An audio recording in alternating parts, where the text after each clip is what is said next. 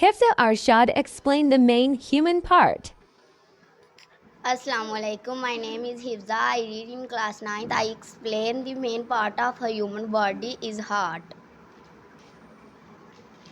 The heart is a vital organ that plays a crucial role in our body functioning.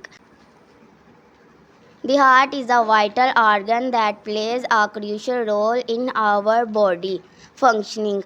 It is a muscular organ that pumps body blood throughout our body. Saplings, organs, and nutrients are our cells and organs. Here are also interesting facts about the heart. The heart beats around 3 billion. That is a person's lifetime. The heart has 4 characters: the left and right atria and the left and right ventricles. The heart is symbols of emotions and feelings, love and affections, courage and strength, life and vitality. Thank you.